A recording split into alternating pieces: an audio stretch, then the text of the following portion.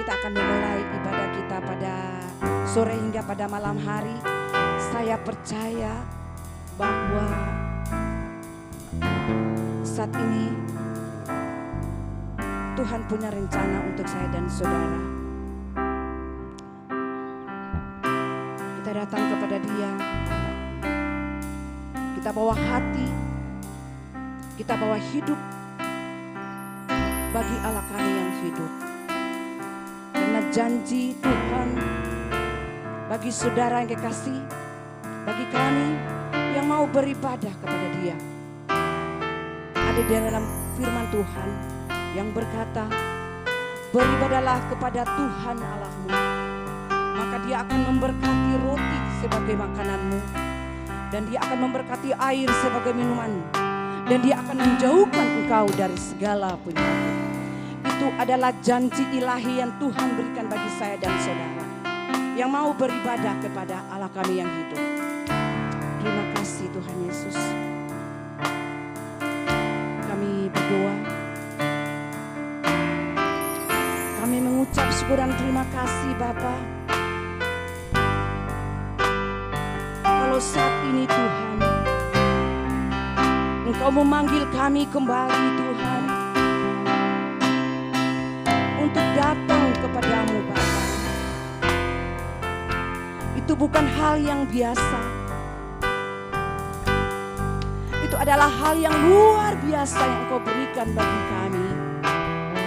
Oleh sebab itu Bapa, seraya kami menaikkan dari ungkapan hati kami segala pujian, syukur, hormat dan kemuliaan, kami naikkan kepadamu Allah kami yang hidup. Karena dari terbitnya matahari hingga terbenamnya matahari, kami masih mendapat kasih darimu Bapa. Dan kasih setia Tuhan masih ada pada kami. Oleh sebab itu, apabila kami pulang, tidak seperti kami datang. Tetapi apabila kami pulang, kami membawa suatu sukacita dari Engkau Bapa. Terima kasih Tuhan Yesus. Kami berdoa Tuhan bagi jemaat Tuhan yang ada di tempat ini, baik dalam perjalanan, Tuhan Engkau tuntun mereka dan tibalah mereka dengan selamat. Bahkan taruh semua pelayanan kami pada saat ini Tuhan ke dalam tangan-Mu. Engkau ambil alih Tuhan. Baik kami yang melayani, biarlah Tuhan Engkau memberkati. Sembunyikanlah kami di balik salib-Mu Tuhan, supaya bukan kami yang nampak, biarlah Engkau yang nampak Tuhan. Biarlah semua yang kami lakukan untuk kemuliaan nama-Mu Bapa. Kau kuduskan kami Tuhan. Bahkan semua alat-alat yang kami miliki di tempat ini, Engkau berkati Tuhan.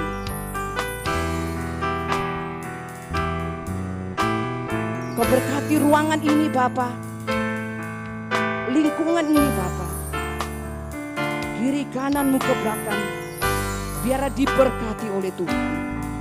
Dan pada saat kami mau beribadah, ada salah satu oknum yang tidak senang untuk kami beribadah. Oleh sebab itu Bapa, kami panggil nama-Mu yang paling kudus, di dalam nama Tuhan Yesus.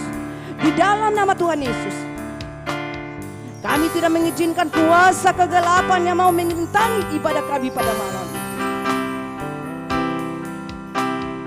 Kami minta kuasa-Mu Tuhan pada saat ini Bapa. Terima kasih Tuhan Yesus. Kau memberkati setiap puji-pujian, penyembahan, bahkan firman Tuhan apapun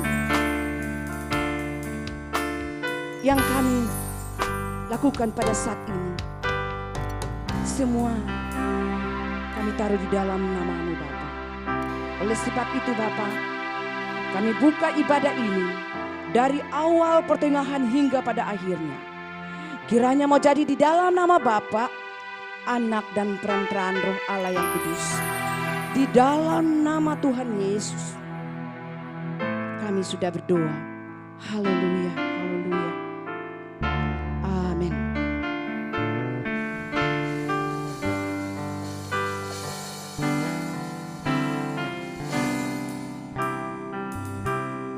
Saya percaya bahwa Tuhan akan memberkati kami, Tuhan akan menolong kami. Kita angkat pujian ini dengan iman kepada Dia.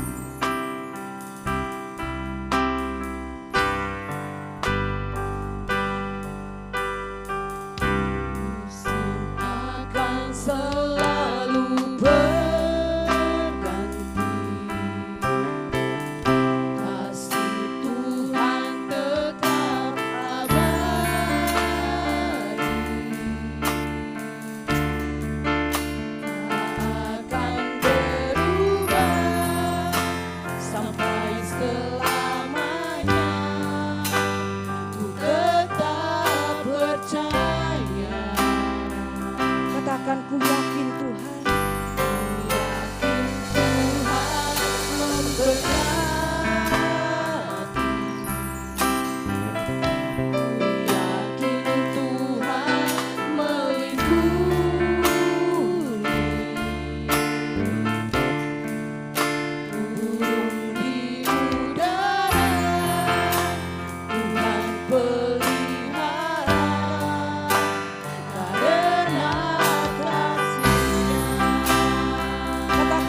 selalu menolong. Tuhan selalu menolongku,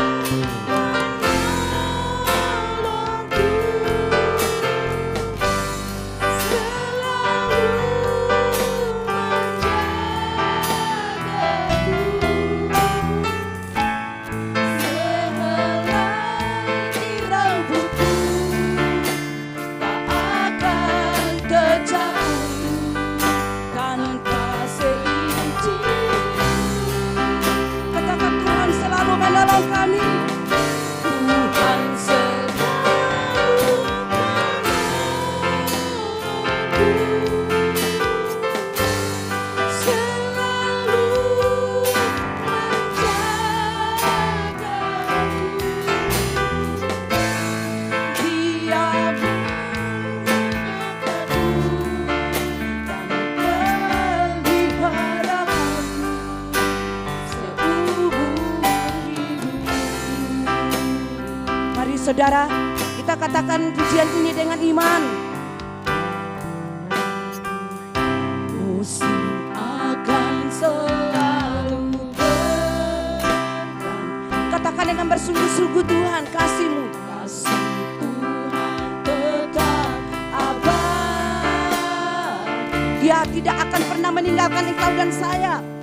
Tak akan berubah sampai selamanya. Ku tetap percaya. Katakan ku yakin Tuhan, ku yakin Tuhan memberkati. Yes, Tuhan memberkati engkau dan saya. Ku yakin Tuhan melindungi. Yesus tetap melindungi saudara dan saya.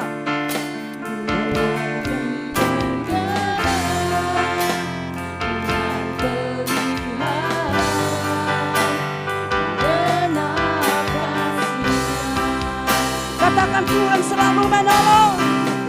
Tuhan selalu menolongku,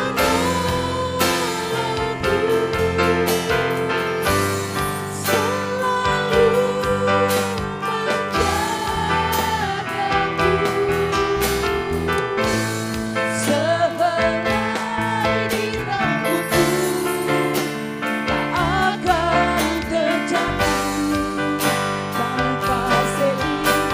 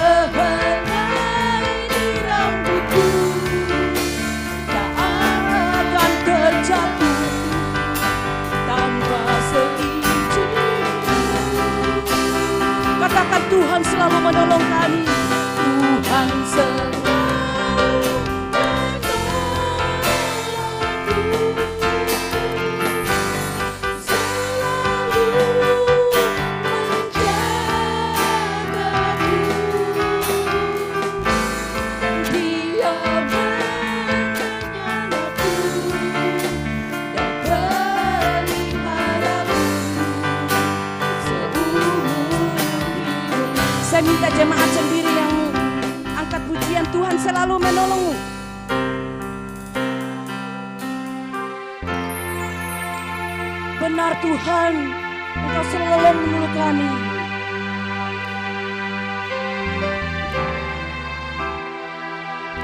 Yes, amin.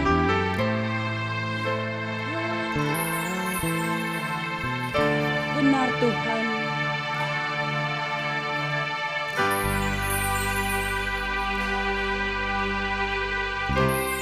Benar Tuhan, Engkau selalu menolong kami.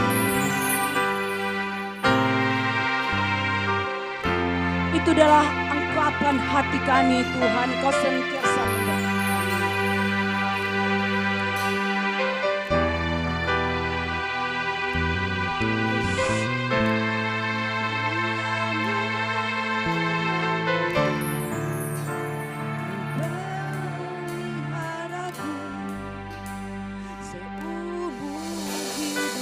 Sekali lagi katakan Tuhan selalu menolongku.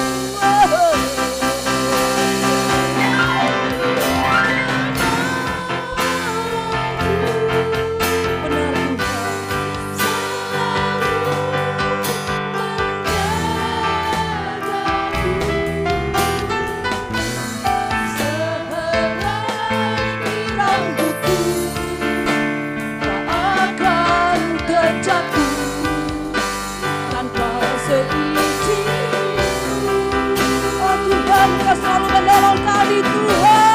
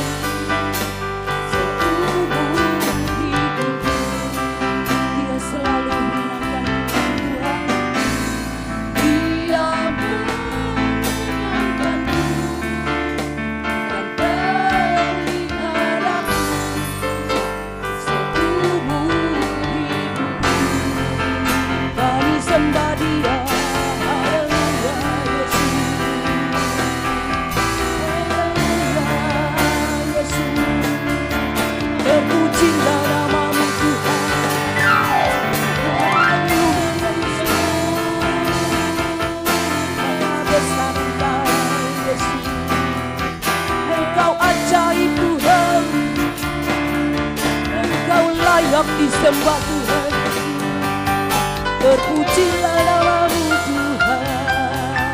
Oh haleluya, haleluya Yesus,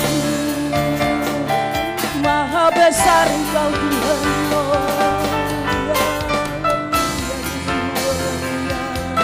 Sembah Dia, sembah ke Allah kami yang hidup. Dia ada di tempat ini. Buka mulut saudara. Saat ini saudara menyembah Allah kami yang hidup. Haleluya Yesus, maha besar Engkau Tuhan. Haleluya Yesus, maha besar Engkau. Engkau maha ajaib Tuhan. Engkau ajaib Tuhan. Engkau perkasa Bapa. Engkau luar biasa Tuhan. Engkau layak disembah Yesus.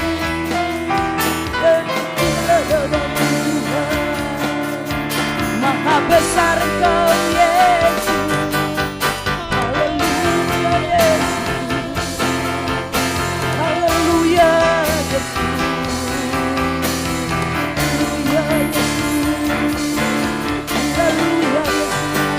Angkat suara saudara, sembah Dia. Tiada Allah lain yang patut saudara sembah. Hanyalah Allah kami yang hidup. Dia dapat merubah hidup kami. Yang tidak ada menjadi ada. Dia adalah Allah yang perkasa. Dia layak disembah. Dia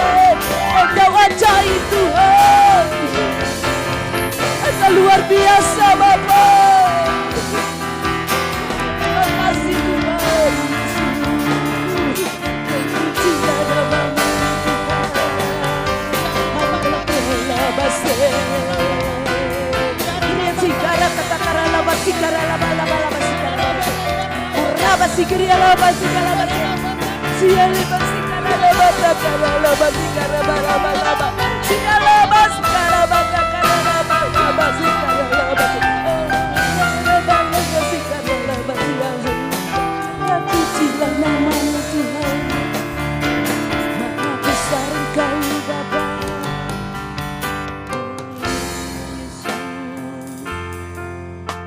Engkau layak disanjung Tuhan. Kasih Bapa. Katakan, ku sanjung Engkau di tempat yang maha tinggi Yesus. Sanjung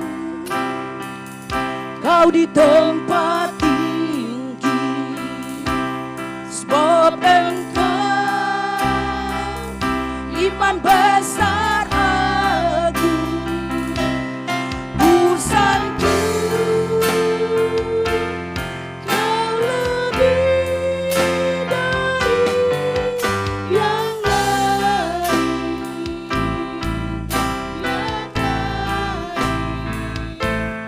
dan ku datang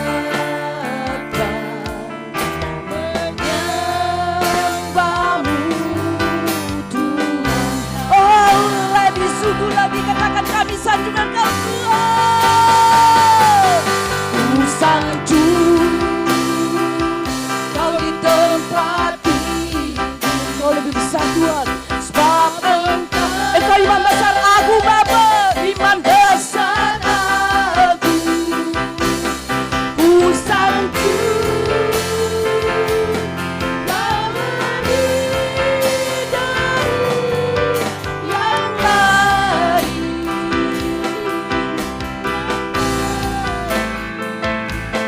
dan ku datang menyembah-Mu. Sekali lagi dengan bersungguh katakan, ku sanjung Engkau Tuhan. Saya minta jemaat Tuhan makin berdiri. Ku sanjung Kau di tempat tinggi, sebab Engkau iman besar agung. Ku sanjung Kau lebih dari yang lain,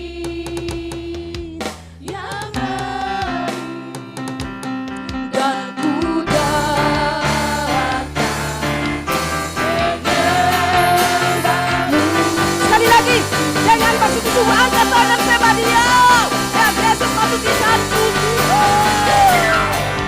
Sanjung Kau di tempat tinggi, sebab Engkau iman besar agung.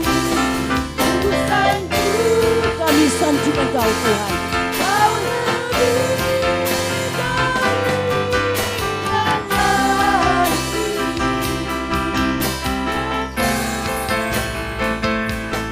dan ku datang menyembah-Mu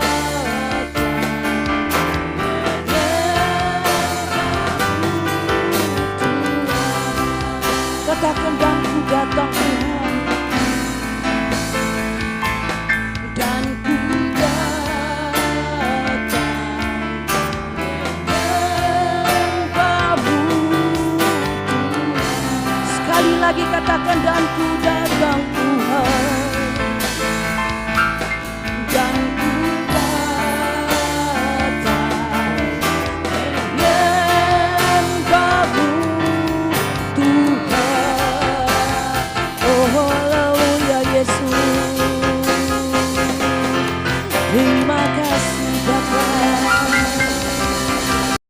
Bapak Ibu hadir hari ini ada semua karena kasih Tuhan.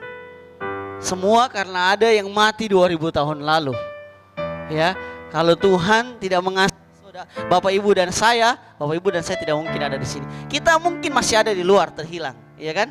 Kita mungkin masih sibuk dengan urusan kita yang toh itu tidak membawa kekekalan dalam kehidupan kita. Ya kan? Tapi saya percaya bahwa kalau hari ini Bapak Ibu hadir di tempat ini, semua karena Bapak Ibu mengerti dan percaya bahwa saya ada karena kasih Tuhan. Amin. Dan saya percaya bahwa kasih Tuhan itu cukup buat saudara dan saya untuk mengubah kehidupan kita. Amin. Harus percaya. Jadi jangan percaya omongan orang, tapi percaya bahwa Tuhan mengasihi saudara dan saya, dan kasihnya memampukan saudara dan saya untuk melompat lebih tinggi daripada kapasitas yang seharusnya Bapak Ibu alami. Amin. Ya. Jadi jangan ukur kasih Tuhan dengan kemampuanmu. Kasih Tuhan memampukan kau untuk melewati apapun yang ada di depan kita. Amin. Jadi jangan bilang lagi lemas besti, jangan lagi bilang nggak kuat, ya kan? Jangan lagi pasang status di TikTok melelahkan hidup ini, jangan. No, ada kasih Tuhan yang memampukan ya. Kenapa saya bilang gitu? Kalau Yusuf bilang waktu dia ada di sumur, kalau Yusuf bilang waktu dia jadi budak di rumah Potifar, kalau Yusuf bilang itu waktu dia ada di penjara, dia tidak mungkin jadi pemimpin di Mesir. Ngerti? Yusuf terima janji Tuhan bahwa dia akan jadi pemimpin.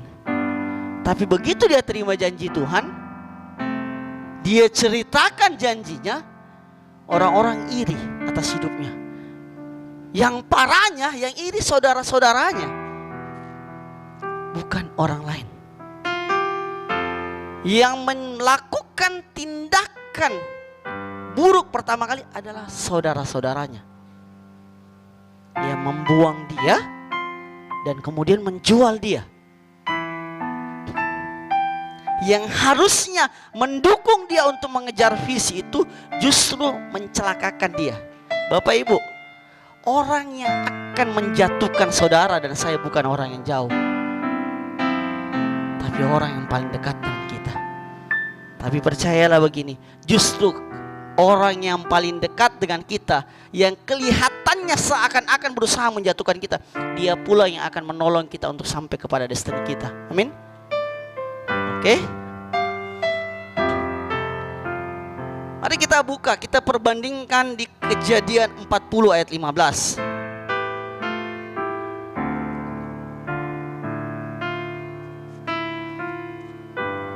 Semua sudah. Kita baca 1, 2, 3. Oke, pulang. Semangat ya. Oke, yuk. Masih baru 29 hari. Baterainya saya rasa masih full ya.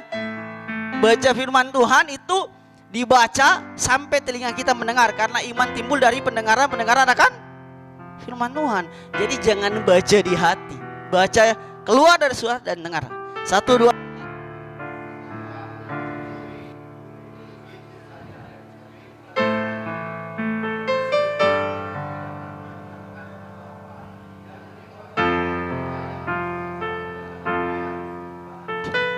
Oke.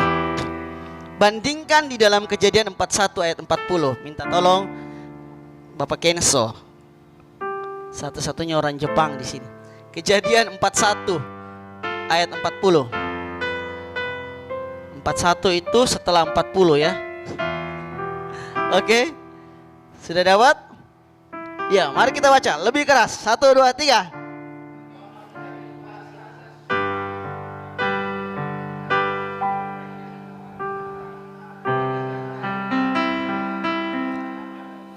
Bacakan Kejadian 41 ayat 44 ya. Berkata begini, berkatalah Firaun kepada Yusuf, akulah Firaun, tetapi dengan tidak setahumu seorang pun tidak boleh bergerak di seluruh tanah Mesir. Bapak Ibu, kalau kita baca tadi di Kejadian 40 ayat 15, kemudian bandingkan di Kejadian 41, kita akan menemukan dua situasi yang berbeda. Situasi yang Yusuf bilang begini, saya tidak bersalah, saya tidak layak ada di sini. Bagaimana dia menemukan situasi hidupnya yang berada dalam keterpurukan, yang tidak punya harapan, yang dia merasa bahwa saya nggak perlu menerima kejadian. Dia nggak pernah tahu bahwa ke depan dia akan naik. Tapi hari ini saya kasih tahu, saya nggak tahu situasi apa yang kita alami hari ini. Saya nggak tahu bagaimana dunia memandang Bapak Ibu Saudara dan saya hari ini. Saya nggak tahu. Tapi hari ini dengarkan bahwa firman-Nya, bahwa Dia merancangkan hal-hal yang baik atas kehidupan kita. Yeremia 29:9, rancangannya adalah rancangan damai sejahtera. Kita nggak butuh komentar orang lain tentang kelemahan kita. Kita nggak butuh respon yang salah terhadap situasi kita hari ini. Yang saudara dan saya butuh adalah melihat bahwa ada kasih Tuhan, yang di dalam kasih itu ada rancangannya, bahwa Dia akan merancangkan hal-hal yang baik atas hidup saudara dan saya. Kalau Yusuf pasif, dia lemas waktu di dalam penjara, dia ngeluh, selesai. Dia nggak akan pernah lihat hidupnya dikatakan begini di ayat 44 tadi. Tidak ada orang seorang pun boleh bergerak tanpa pengetahuan Yusuf. Bayangkan orang duduk aja mau bergerak, kalau Yusuf nggak tahu, dia nggak boleh bergerak. Artinya semua di bawah komando dia, semua di bawah kekuasaan dia. Bahkan boleh saya katakan begini, orang yang memenjarakan Potifar, istri Potifar yang menjebak dia, tidak boleh bergerak di bawah tanpa sepengetahuan Yusuf. Situasi yang sangat luar biasa untuk seorang muda yang naik tahta di negara bukan tempat kelahirannya.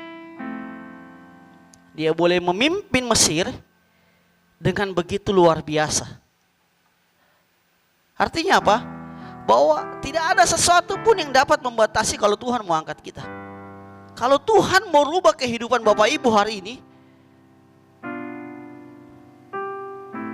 dari yang di bawah naik ke atas, itu sangat mungkin. Sangat mungkin. Yakub keluar lari dari Esau tidak membawa apa-apa. Tapi waktu dia di rumah Laban, Tuhan bilang begini, Tuhan memberkati Laban karena ada Yakub. Waktu Abraham keluar, kemana dia pergi? Dia keluar membawa jarahan. Dia ke Mesir, orang Mesir akhirnya kasih dia jarahan. Kan ada beberapa kejadian. Bahkan dia diberkati berlimpah-limpah sebagai seorang perantau. Iya kan? So, Tuhan yang disembah Yusuf, Tuhan yang disembah Abraham, Tuhan yang disembah Yakub adalah Tuhan yang sama yang saudara dan saya sembah. Dan itu harusnya berlaku atas hidup kita. Jadi nggak boleh kalau baru tanggal 29, baru ketemu masalah sedikit, kita sudah bilang ini, Amsyong nih 2023, pasti gagal, pasti hancur. No. Kalau baru tanggal 29 kita sudah lemas, kita golongan-golongan orang yang tidak mempercayai ada janji Tuhan atas hidup kita. Pertanyakan kembali iman saudara, apakah benar-benar saudara dan saya beriman kepada Tuhan? Kalau hanya karena omongan orang, kita menjadi lemah, tidak mau ke gereja. Kalau karena situasi kita lagi susah, kita bilang, aduh nanti saya ke gereja kalau saya ada uang. Atau nanti kita mau ke gereja, aduh tunggu setelah saya lepaskan pengampunan baru saya ke gereja. Atau kita bilang, tunggu saya hidup baik baru saya ke gereja. Saudara dan saya tidak akan menerima keselamatan. Saudara dan saya tidak akan pernah melihat pembalikan keadaan hidup kita. Jadi hidup kita bukan ditentukan oleh situasi yang kita hadapi. Suasana hatimu, damai sejahteramu, mindsetmu ke depan jangan dipengaruhi oleh situasimu hari ini. Jangan itu menguasai kita sampai membuat kita drop, sampai membuat kita menjadi orang yang kehilangan pengharapan.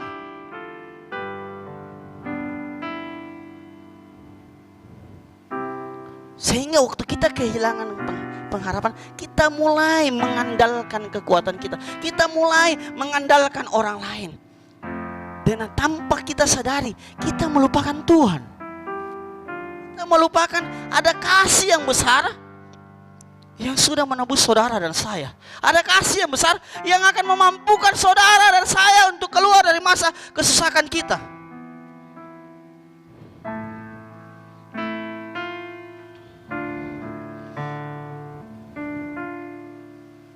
Saya mau kasih tahu, gak usah heran kalau kita ngalami namanya penganiayaan.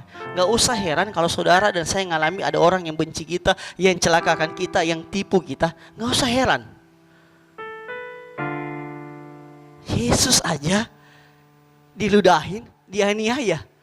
Firman-Nya bilang begini, bahwa kita akan mengalami, bahkan di hari-hari terakhir yang lebih ke belakang, kita akan mengalami hal itu. Kalau baru gak punya uang aja kita udah lemas gak ke gereja, bagaimana kalau tiba-tiba orang bilang begini, bawa parang, kau percaya Yesus atau tidak? Kita langsung bilang gini, oh ya saya percaya Bapak lah.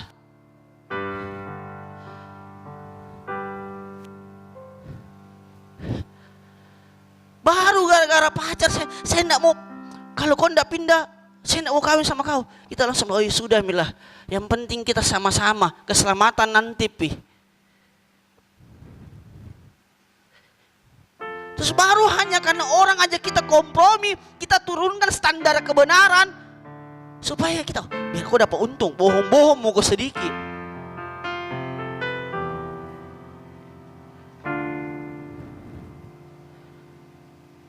Terus habis itu saudara dan saya berdoa, bilang Tuhan berkati pekerjaan ini.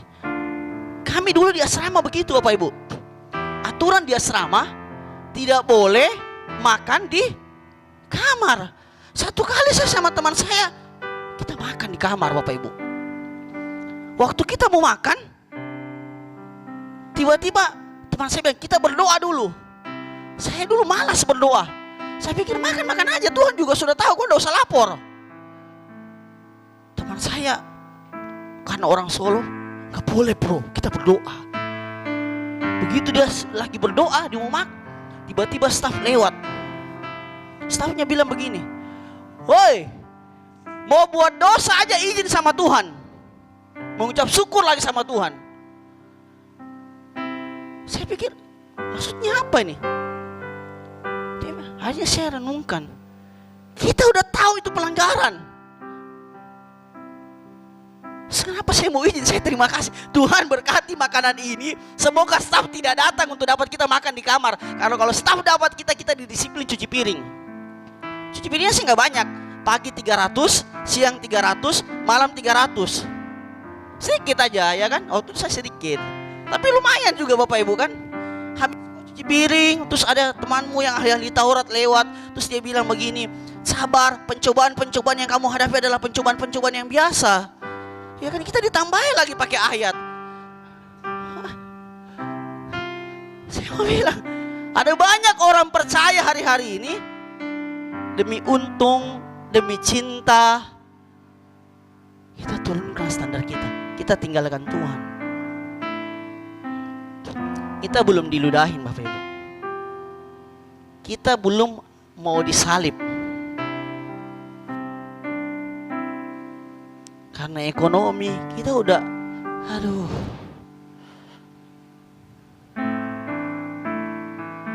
Iman kita kecil Bapak Ibu. Kasihan Tuhan sudah mati di atas kayu salib, berdarah-berdarah buat saudara dan saya. Terus kita jadi orang yang lemah. Yang apesnya baru tanggal 29 kita sudah kayaknya Madesu ini, masa depan suram ini. Kita lihat, hai, pace ini bahasa Yunaninya. kita sudah bilang, hai, belum lewat bulan 1, motor sudah terlambat dibayar, muka tempat beras, darah Yesus tak tumpah di atas kayu salib, tinggal buat makan besok, buka kulkas tidak. Kita sudah bilang ini, aduh, sudah Mi. Akhirnya kita ambil handphone kita, mari sama-sama kita buka pinjol. You know pinjol? Pinjaman online. Terus kita cekrek. Bapak Ibu, saya tahu kalau karena urusan perut saja kita kehilangan iman.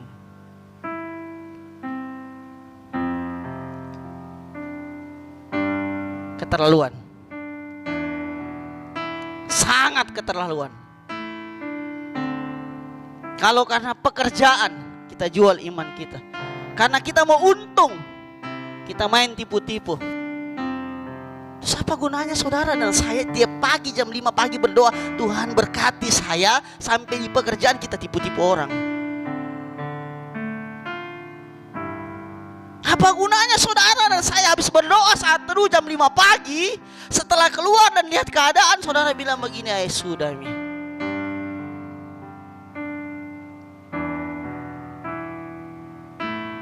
Apa gunanya?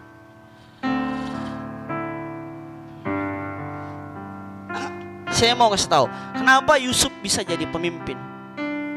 Ada karakter yang dia jaga. Karakter yang dia jaga itulah yang akhirnya membuat dia membalikan keadaan hidupnya. Karakternya nggak langsung jadi, Bapak Ibu. Nggak langsung jadi. Tidak, Yusuf itu termasuk orang gagal.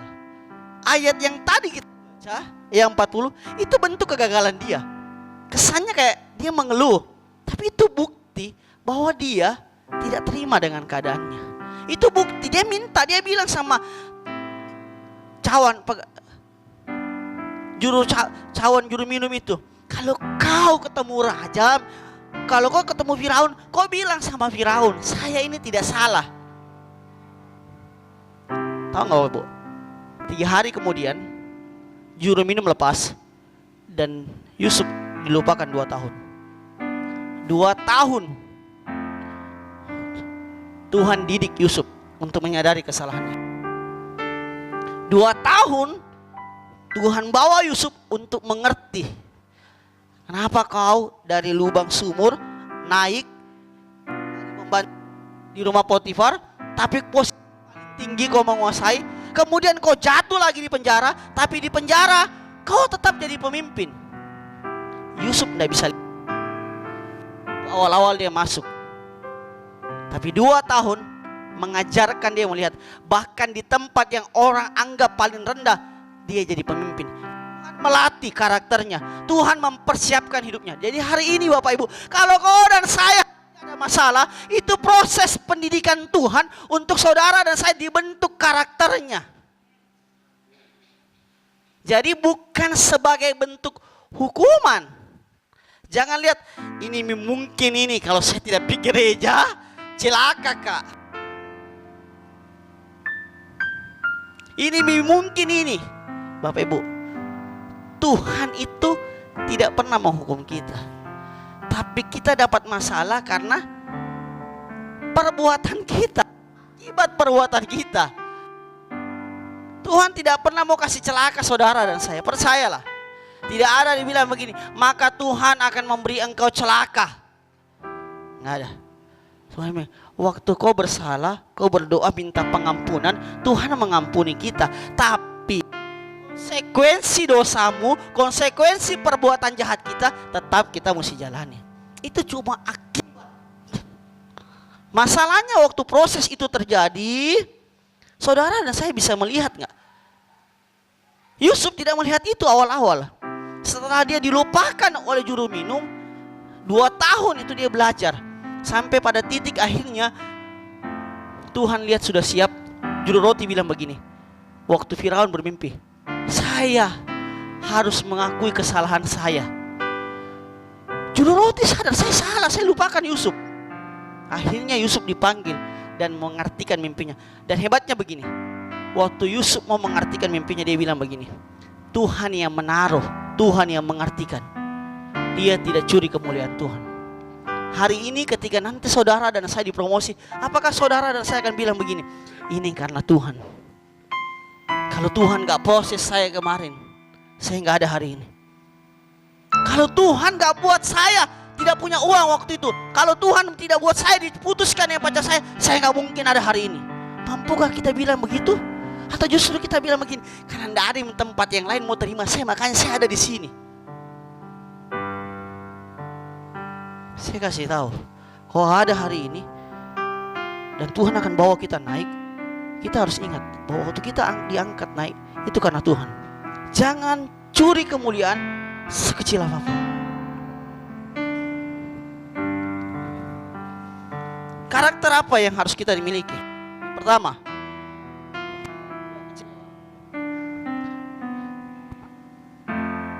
dalam Matius 11 ayat yang ke-6 dikatakan begini, berbahagialah orang yang tidak menjadi kecewa dan menolak aku. Bapak Ibu, Yusuf mengalami kecewaan waktu dilupakan, ya kan? Tapi Tuhan bilang gini, kalau kau dan saya tidak kecewa dengan Tuhan, kita akan berbahagia. Berbahagia di dalam Tuhan itu lebih luar biasa dibandingkan saudara berbahagia dengan dia. Percayalah, orang bilang begini, kalau kamu bahagia kau menikah. Kalau kau menikah dengan orang tidak di dalam Tuhan, kau ketemu neraka. Bahkan ketika kau menikah dengan orang yang sesama Kristen pun, tapi dia tidak hidup sungguh-sungguh, kau ketemu dari neraka. Saya tahun ini 10 tahun Bapak Ibu, ada yang lebih senior, nggak mudah menikah, nggak mudah. Kenapa? Kalau kita salah, kita bisa kecewa, kita bisa marahin Tuhan. Ya Tuhan, saya ada karena hari ini karena kau enggak mau tolong saya. Saya pinjam uang hari ini sama rentenir, karena waktu saya berdoa minta uang, kau tidak kasih langsung.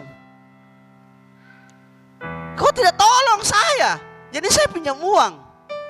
Jadi saya tipu orang karena saya mau ada pembayar, saya mesti tipu kerja. Daripada saya capek-capek, saya bekerja cepat, saya orang. Kita menyalahkan Tuhan. Secara tidak langsung kita kecewa dengan Tuhan. Kalau kita punya mental yang kayak begitu dengan situasi kita hari ini, bertobat. Kekecewaanmu tidak akan membuat hidup saudara dan saya melihat kemuliaan Tuhan. Tapi ucapan syukurmu akan menuntun langkahmu menggenapi rencana Tuhan atas hidupmu. Amin. Waktu kau lihat saudara dan saya lihat keadaan kita sedang tidak baik, berdiam dirilah, berdoalah, berserulah kepada Tuhan. Mungkin kau bilang begini, saya sudah begitu Pak Pendeta, tapi Tuhan tidak langsung tolong saya. Saya mau kasih tahu, waktu saudara dan saya minta diberkati Tuhan, Tuhan kirimkan kekurangan. Supaya apa? Supaya waktu kekurangan kau belajar melihat bagaimana ketika berkat itu datang, kita belajar mengucap syukur. Waktu kau meminta keberhasilan, Tuhan izinkan saudara dan saya gagal. Supaya apa? Supaya waktu kita diangkat berhasil, kita bilang ini karena kekuatan tanganku, ini karena kepintaranku. Kita belajar mengucap syukur bahwa saya naik karena Tuhan yang mengangkat saya. Jadi, kalau kau minta, pastikan hatimu siap untuk keadaan yang sebaliknya. Kalau kau minta diberkati, siapkan hatimu kalau Tuhan izinkan kita sedang dalam di bawah. Supaya apa? Supaya waktu kita diberkati kita tidak jadi sombong. Kalau kita habis berdoa tiba-tiba langsung Tuhan kasih kita uang, saya percaya kita hilaf. Makanya Tuhan izinkan waktu kita habis berdoa, Tuhan berkati saya. Bukannya keadaan kita makin baik, Tuhan izinkan kita dulu mengalami banyak masalah, kita kekurangan, supaya mental kita siap. Supaya waktu berkat itu datang, kita nggak jadi orang yang lupa diri, kita nggak jadi orang yang langsung hilap, langsung oh saya mau beli ini, saya mau beli ini. Supaya kita oh iya, saya pernah susah. Karena saya susah, saya mesti atur keuangan dengan baik. Supaya waktu berkat itu datang, kita tahu bagaimana mempergunakan berkat itu. Waktu kau minta berhasil, Tuhan izinkan kau gagal. Supaya waktu saudara dan saya naik di atas, saudara dan saya tidak gencet, tidak jadi waktu sandungan buat orang-orang di bawah. Supaya kita jadi berkat bagi banyak orang. Amin. Pertama, jadi pastikan kita punya mental tidak kecewa. Yang kedua, Miliki kesadaran akan Tuhan bahwa semua yang kita miliki hari ini karena Tuhan. Seperti saya katakan tadi bahwa Yusuf berkata kepada Firaun, semua ini karena Tuhan. Tuhan yang mengartikan, Tuhan yang memperjelas. Jadi ada banyak orang dia diberkati Tuhan hari ini, tapi berkatnya tidak bisa buat menolong orang lain. Ada banyak orang berhasil hari ini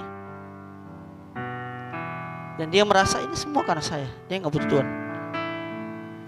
Hari ini saya punya kakak di penjara, narkoba.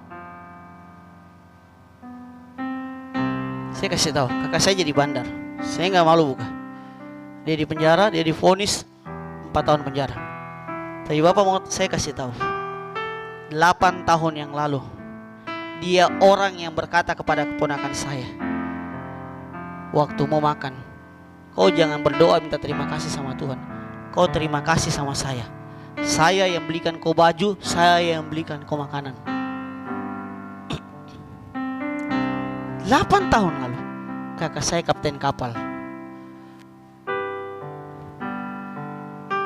Dia cuma bilang ini sama mama saya. Saya kasih tahu mama ya, saya kalau ke gereja itu tidak pernah kasih persembahan 5.000 rupiah, tidak pernah 10.000. Saya kalau kasih persembahan bunyi juta. Kakak saya merasa semua karena kekuatan dia. Habis terima gaji, dia tutup bar. Bukan tutup meja, tutup bar. Semua orang keluar, dia. Tapi hari ini, dia sebelum dia di penjara setahun yang lalu, dia tinggalkan Tuhan. Saya bilang, mama meninggal, mama mau ke dalam Tuhan. Enggak lama, dia ditangkap polisi, dia dijebak. Dia lagi tidur, orang panggil dia dan dia dijebak. Hari itu dia nggak mau ketemu saya. Dan hari itu waktu saya datang di penjara, dia peluk saya. Dia nangis. Dia cuma bilang, saya minta Alkitab. Hari ini dia mulai kembali. Keadaannya tidak berubah. Setelah dia percaya Tuhan, sekalipun dia sudah kembali, Tuhan masih mau dia menjalani proses. Tapi saya bersyukur dalam proses ini dia belajar.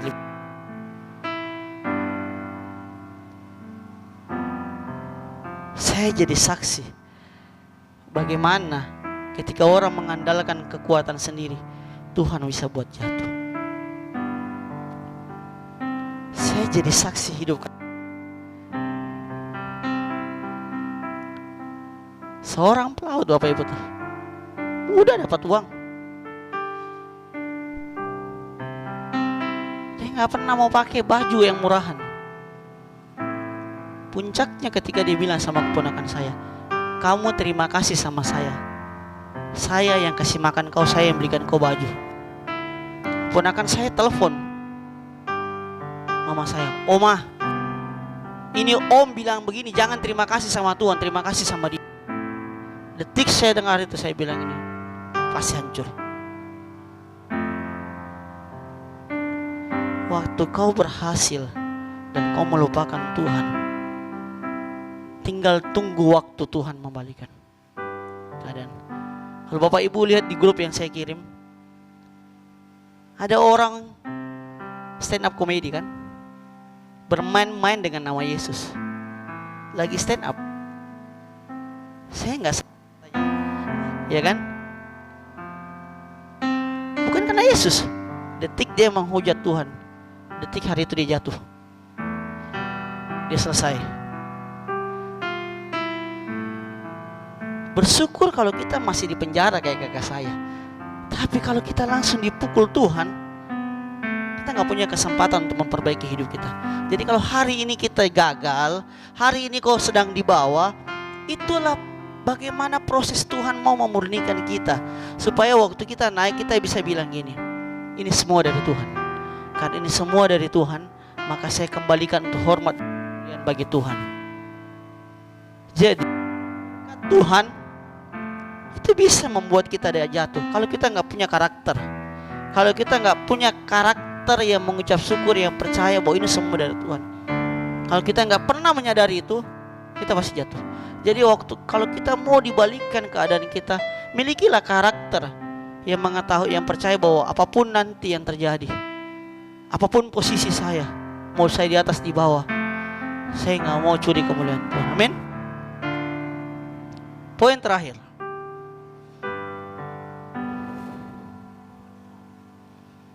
kenapa Yusuf bisa membalikan keadaan? Dia yang memiliki kerendahan hati. Waktu saudara-saudaranya datang, saudara-saudaranya mau sembah dia bilang ini, kalian mereka-rekakan hal yang jahat, tapi Tuhan membalikan keadaan. Miliki kerendahan hati, bukan rendah diri. Ya, bukan rendah diri. Rendah hati berbeda dengan rendah diri. Rendah diri itu 11-12 dengan kesombongan. Orang yang rendah diri itu karena dia sombong. Sombong yang tidak disadari. Tapi kalau kau rendah hati, saudara dan saya rendah hati, kita gak akan merasa malu dengan apa yang kita kerjakan hari ini. Kita gak akan merasa minder dengan apa yang kita miliki. Kita gak akan mudah iri dengan apa yang orang miliki. Tapi kalau kita rendah diri, waktu orang punya lebih daripada kita hanya minder. Ya. Saya kasih tahu, dia anak Tuhan, saudara juga, ya kan? Dia makan nasi, saudara makan nasi. Kecuali dia makan batu, baru saudara boleh minder. Atau dia makan beling tiap hari. Oh iya, jago ini orang, jago dia ya. Tapi dia makan nasi, Bapak Ibu, iya kan? Gak usah minder.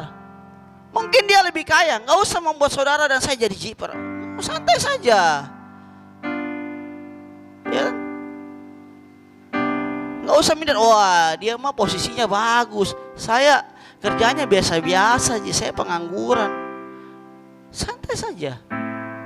Kerjakan apa yang kau miliki dengan cara yang terbaik, maka Tuhan akan membuat apa yang kau kerjakan sekalipun itu kecil jadi besar. Tapi kalau kau rendah diri, akhirnya kau kerja sambil bersungut-sungut. Kapan kaya begini? Dia 1 kali tanda tangan 10 juta masuk. Saya ini keluar mie keringat, ya kan? Manja mah di atap kayak begini. Tidak kaya-kaya. Mungkin atau kita bilang begini, kayaknya saya ini 3 baju saya ganti, dia masih harum baunya, lebih kaya. Tapi kalau kita punya kerendahan hati, apapun yang bilang begini, kerja buat Tuhan selalu manis. Apapun yang kau kerjakan, kau akan mengerjakan dengan sukacita. Dan ketika kau mengerjakan dengan sukacita, dengan iman, Tuhan sanggup membalikan keadaan. Tuhan sanggup memberkati kita.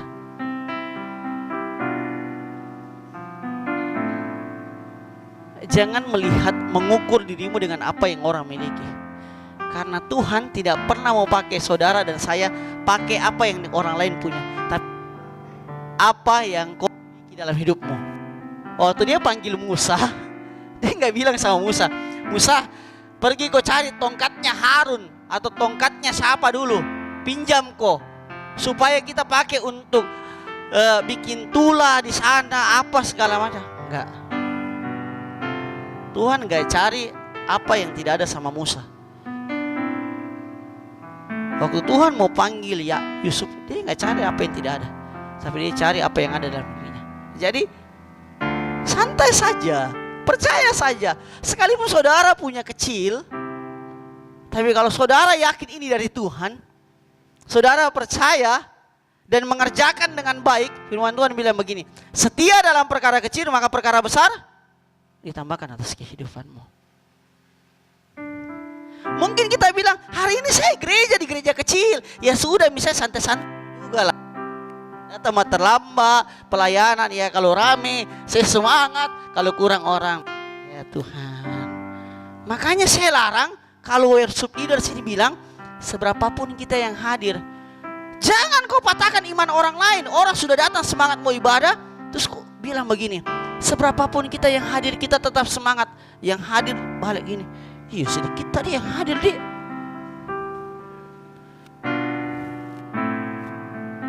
Sebentar kalau kita jemaat 500, kita masih merasa, bisa belah tahu 1.000 jemaatnya.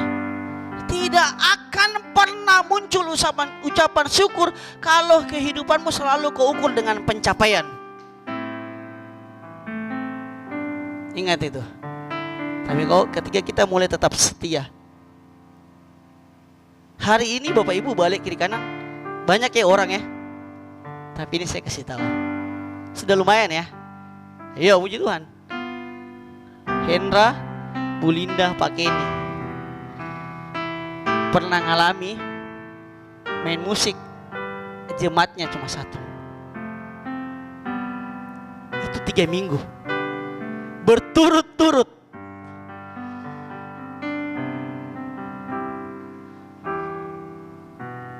Saya kasih tahu. Tapi saya bersyukur hari ini Tuhan kirimkan. Waktu kita mulai, saya bilang sama mereka, sama Yuni yang sekarang jadi ibu gembala, saya bilang begini, kalau kau pimpin pujian, jangan kau tunggu jemaat 100 baru semangat mau 100. Mau 1 di bawah ataupun tinggal saya yang jadi jemaat, kau mesti tetap semangat. Bilang lagi, seberapapun kita yang hadir.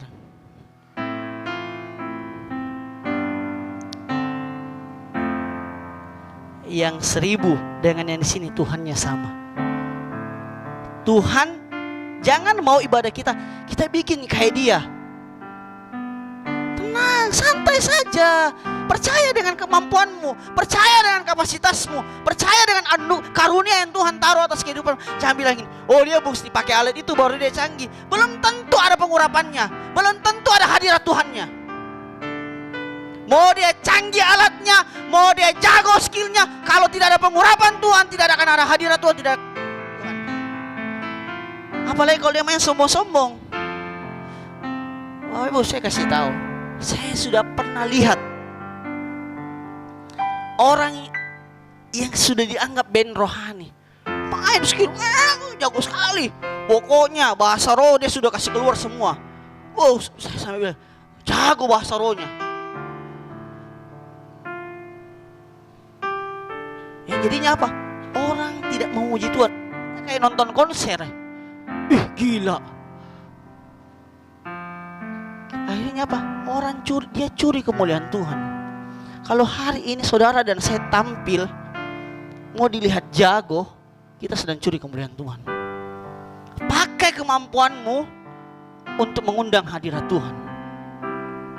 Jangan bandingkan dirimu dengan apa yang orang lain miliki. Karena Tuhan tidak pernah pakai hidupmu menggunakan apa yang orang lain punya. Tapi Tuhan pakai hidupmu dengan apa yang ada padamu. Amin. Jadi bersyukur kalau hari ini saya bisanya begini Pak, nyanyi di C. Tidak apa-apa, nyanyi saja di C terus. Yang penting kau percaya ada hadirat Tuhan. Iya toh? Tapi kalau sudah kau cuma bisa nyanyi di C, baru kau juga ya makin tidak ada hadirat Tuhan. Jangankan Tuhan mau datang, saya saja sakit telinga. Bisa-bisa Pak Andi bilang gini, perlu belajar itu Pak Ronald. Dan malamnya Pak Andi akan telepon saya, Pak Ronald kayaknya perlu berdoa dulu banyak-banyak buat dia. Saya kasih tahu ya, percaya saja dengan kemampuanmu.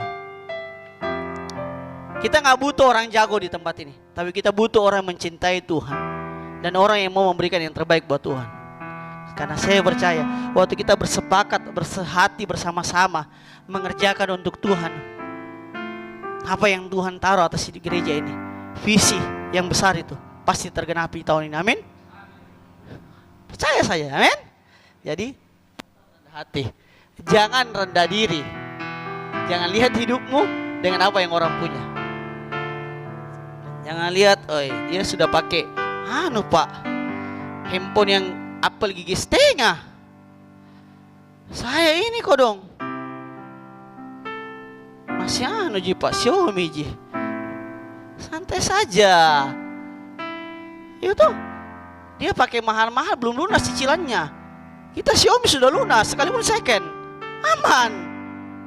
Jadi jangan bandingkan dirimu dengan apa yang orang punya. Oke?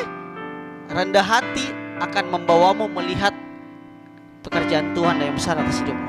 Rendah hati akan membuat saudara dan saya bisa mengampuni orang lain. Kalau kau nggak punya kerendahan hati, kita nggak bisa mengampuni orang. Dan ketika kita tidak mengampuni orang lain, berkat itu tidak akan pernah datang atas hidup kita.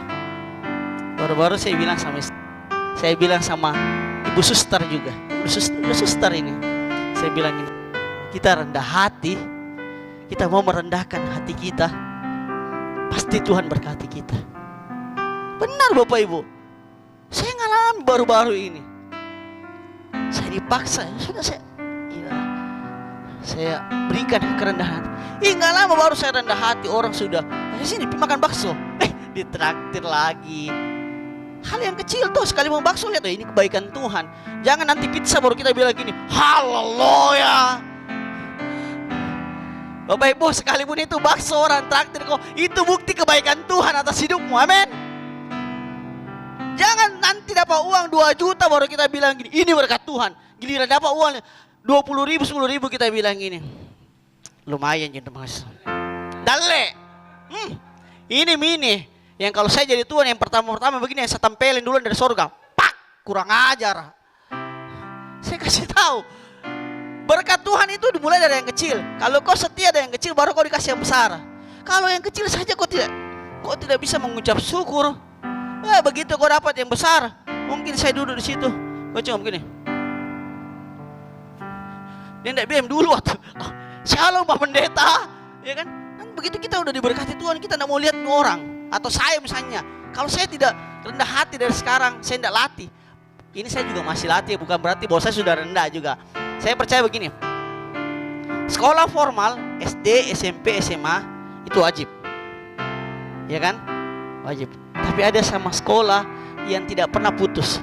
Kalau sekolah formal itu, kita S1 kita udah berhenti. Mau lanjut ya boleh, mau tidak pun juga gak ada masalah kan. Tapi ada sekolah yang namanya sekolah karakter dengan Tuhan. Itu tidak pernah habis. Mau kau sudah jadi WL jago, pengkhotbah jago, kita tetap masuk dalam namanya sekolah karakter Tuhan.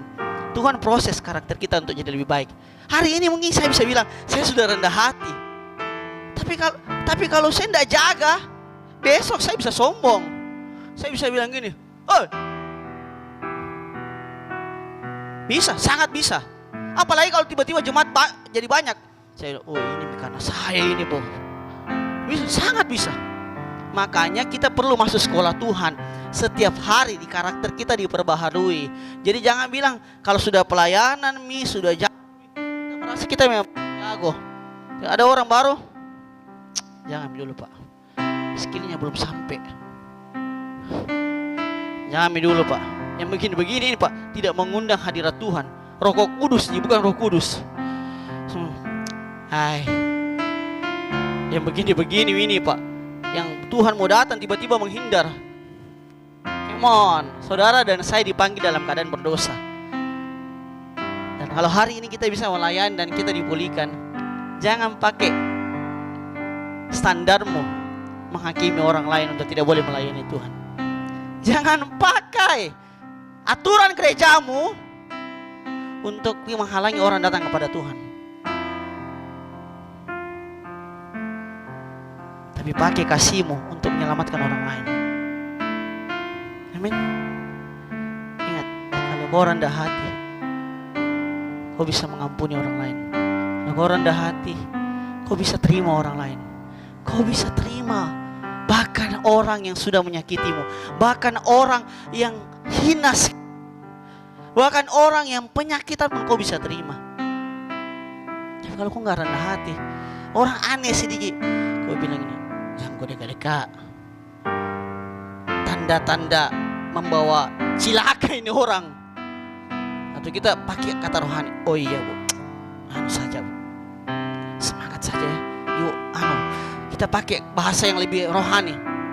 Ibu di jemaat dulu 2 tahun dulu jadi jemaat. Nanti kalau ibu sudah komitmen, sudah setia, sudah apa semua, tidak salah. Tapi jangan sampai aturan gereja itu akhirnya membuat orang tidak pelayanan. Tidak salah kita latih orang, persiapkan orang dulu untuk bisa melayani, tidak salah. Tapi jangan kita gunakan aturan itu akhirnya untuk membatasi orang supaya orang tidak pelayanan.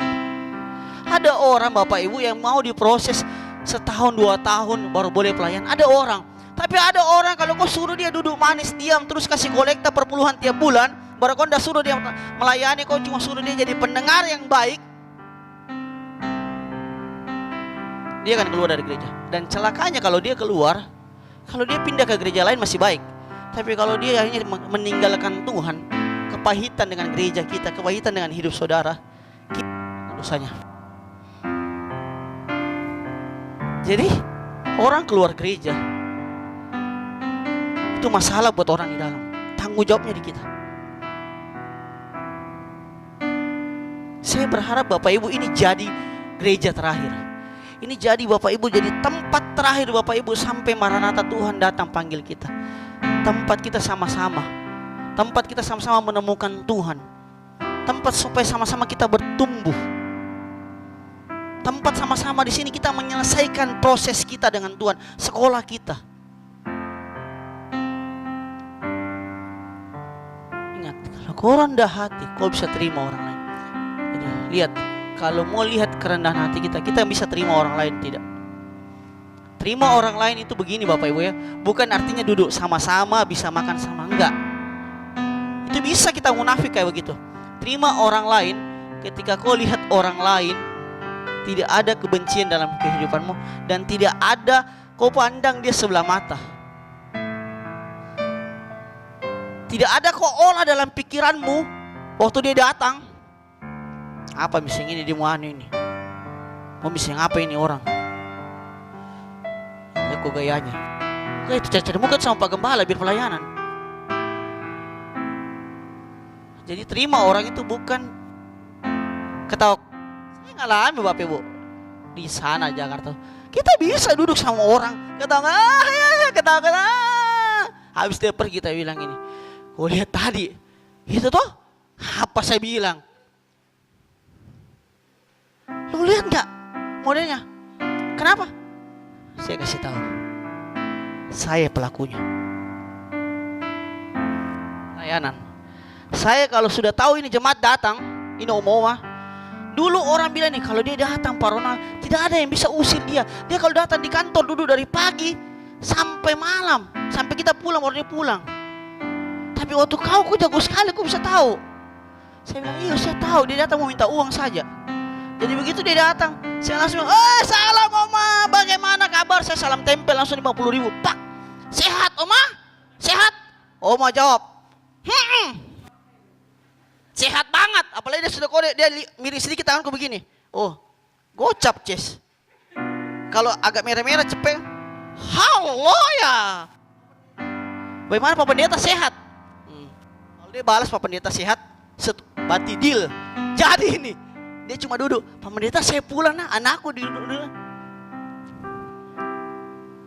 Habis itu kita ceritain. Kita hakimi dalam pikiran kita, dalam mulut kita. Hari ini tidak berarti saya berhasil, tapi saya belajar. Saya belajar untuk jangan mengulangi hal itu. Dan saya mau saudara dan saya belajar. Saya percaya kita akan tetap akan ada satu kali kita kepleset lah. Kita ngomongin orang bercanda ya. Tapi mari jangan jadikan itu karakter. Kita mulai ubah, ya. Karena cara kita memandang orang lain adalah cara kita mendoakan dia atau menghakimi. Kalau kau memandang orang itu baik, kau sedang mendoakan, memperkatakan hal yang baik. Tapi kalau kau sedang memandang dia tidak baik, kau sedang menghakimi hidupnya. Dan makanya tidak heran temanmu, saudaramu tidak pernah berhasil karena mulutmu yang keluar adalah sumpah serapah, yang keluar adalah kutuk. Kalau kau dan saya melihat orang lain baik, yuk perkatakan hal yang baik atas hidupnya. Kenapa? Dia pun sedang berjuang untuk memperbaiki hidupnya. Kalau dia sedang berjuang untuk memperbaiki hidupnya, untuk jadi lebih baik, terus kita kutuki dia, memang itu pemabuk tidak akan pernah berhenti, penjudi tidak akan pernah berhenti, memang itu anak narkoba, memang itu tukang pinjam uang, tidak akan pernah berhenti. Sedangkan dia sedang berjuang, dia sedang kau saudara dan saya tidak tahu dia di rumah berdoa, Tuhan tolong saya, semoga saya tidak narkoba lagi. Tuhan tolong saya, semoga saya tidak pinjam uang lagi. Tuhan tolong saya, Tuhan semoga saya bisa jadi berkat buat Alven lah misalnya. Tapi kita sedang bagi dia, akhirnya apa yang dia doakan, apa yang dia gumulkan, air mata yang keluar, pergumulan dia atas hidupnya itu menjadi sia-sia Bapak Ibu, karena penghakiman kita. Yuk mari sama-sama kita stop. Tanggal 29 ini kita perbaharui komitmen, kita perbaiki karakter kita, cara pandang kita kepada orang lain. Rendah hati adalah kemampuan saudara dan saya untuk menerima orang lain dengan sukacita dan membawa berkat. Amin. Engkau begitu baik sebagai Tuhan bagi kami. Engkau luar biasa bagi kami Tuhan. Banyak janji-janji Tuhan yang Engkau berikan bagi kami Tuhan. Banyak janji-janji Tuhan yang sudah kami alami Tuhan. Satu hal yang Tuhan minta dari kami, yaitu kami mengucap syukur bagi Engkau Tuhan. Oleh sebab itu Bapa, kami mengucapkan segala syukur kami atas apa yang sudah terjadi dalam kehidupan kami. Apa yang kami miliki itu bukan kelegahan kami, itu adalah anugerah dari Tuhan. Terima kasih Bapa. Firman Tuhan sudah berbicara kepada kami. Kami sudah mendengarkan firman Tuhan, tetapi Roh Kudus masih berbicara bagi kami. Biarlah firman itu menjadi rema dalam kehidupan kami. Biarlah firman Tuhan itu menjadi kehidupan bagi kehidupan kami. Dimanapun kami berada, disitulah kami jadi kesaksian bagi orang lain. Berkati hamba-Mu Tuhan yang sudah memberitakan kebenaran firman. Tuhan, Engkau pakai hamba-Mu lebih dahsyat, lebih hebat, supaya lewat pelayanan hamba-Mu banyak jiwa dimenangkan. Berkati keluarganya, berkati seluruh jemaat Tuhan yang sudah mendengarkan firman Tuhan. Terima kasih Bapa di surga, terima kasih. Di dalam nama Tuhan Yesus, kami sudah mendengarkan sabda-Mu Bapa. Dan saat ini Tuhan, kami akan memberikan persembahan untuk Tuhan. Tuhan, Engkau melihat apa yang kami berikan, besar kecil, Tuhan Engkau memberkati. Biarlah lewat persembahan yang kami berikan, itulah menjadi pekerjaan yang mana kami bisa bekerja di ladang-Mu lewat apa yang Tuhan berikan bagi kami. Berkati tangan-tangan Tuhan mau memberi. Kami tahu Tuhan, apa yang kami berikan tidak seperti Tuhan berikan bagi kami, tetapi kami mau memberikan dengan sukacita. Kami mau memberikan dengan tulus. Oleh sebab itu Tuhan, Engkau memberkati kami, pekerjaan kami, baik sebagai pekerjaan-pekerjaan di kantor, pekerjaan-pekerjaan apa saja yang kami lakukan. Biarlah Tuhan Engkau memberkati. Terima kasih Bapa di surga, terima kasih Tuhan Yesus. Dan tiba saatnya kami memberi. Dalam nama Tuhan Yesus kami sudah berdoa. Amin. Jemaat Tuhan dipersilakan duduk, dan kita akan memberikan persembahan untuk Tuhan. Sambil kita memberikan persembahan untuk Tuhan, kita angkat pujian Masuk Gerbangnya Bersyukur.